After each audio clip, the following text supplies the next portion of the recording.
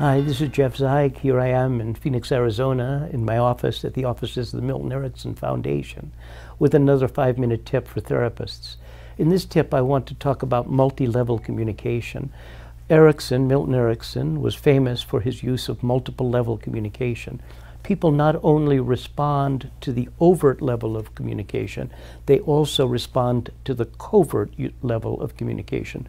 We are designed to respond to the meaning of communication, not just to the content of communication.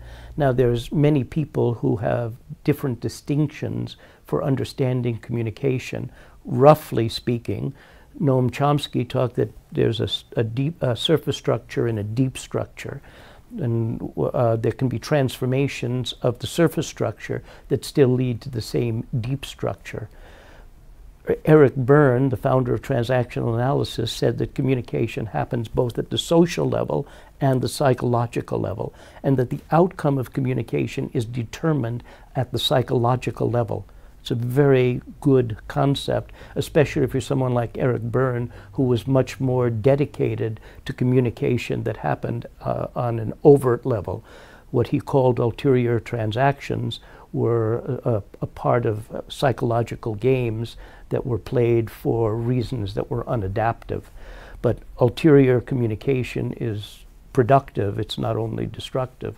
Paul Watzlawick said that every communication happens both at the indicative level and the injunctive level. Something is a connotation, and that is happening at the injunctive level. We could say that hypnosis is the technology of injunctive communication. You're communicating with somebody hypnotically because you want that person to respond to meaning. What I prefer as a term is informative communication and evocative communication. Informative communication is the purview of science. Science is about facts, mathematics is about facts, and the innuendos are stripped away from the communication so that the person who is reading science, mathematics, is dealing with the level of information. Art is evocative communication. You don't go to the movies because you want information, at least unless it's documentary. You don't go to the theater, to the art gallery for information. You go because you want to have a transformative experience.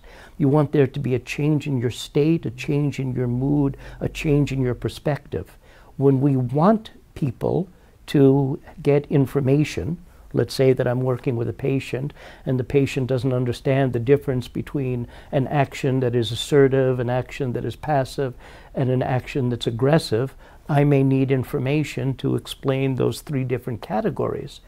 But when I want the patient to be able to recognize you can change your mood, you can change your perspective, you can change your emotion, then I have to use communication that is more similar to art. This is what Milton Erickson did. He explored the way in which people respond evocatively and not just respond informatively.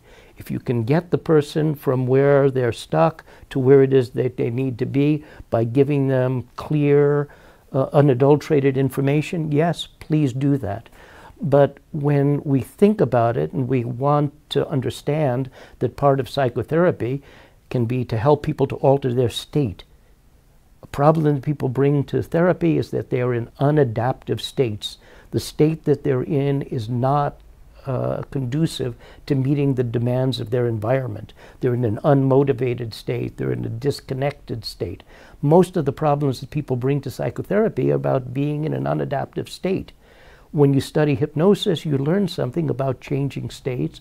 You learn about injunctive communication, evocative communication. You learn how to use all of the output channels of communication, tone, tempo, gesture, the direction of speech, the speed of speech, in evocative ways that can be used intentionally in an artistic effort to help people to change their mood, their perspective, to help people to change their state. This is Jeff Zeig, Phoenix, Arizona, Milton Erickson Foundation, with another 5-minute tip for therapists.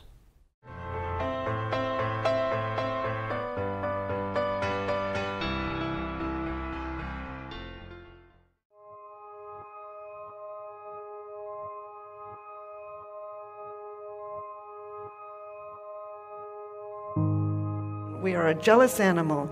We were built millions of years ago to form pair bonds to rear our young. And indeed, along with the evolution of pair bonding, 97% of mammals do not pair up to rear their young. People do. We are a pair bonding species. But you're absolutely right. Sometimes what's going on is that the client is pursuing us because they want us to feel that what's going on inside of them is that they're scared or that they're lonely and they're not hearing enough from us. I affirm your otherness. I advocate your otherness. I adore your otherness. Who are we? We are wonderful. And that is the truth. I have a question for you all. You ready? What's up with men? What is going on with men? Easy to focus on the content of the problem or the behavior and miss the whole developmental piece that's going on. And then when it's not addressed, the couple may go away and things may be better for a little while, but it's not sufficient to sustain change over time. Saying what I don't want feels more powerful than saying what I do want. Can you see the difficulty in getting them to express proactive goals? The differences are amplified. This person says they want a lot, they can't want that much, they pick this guy. They just want a little more. A little more, but don't be fooled. They're cut from the same cloth.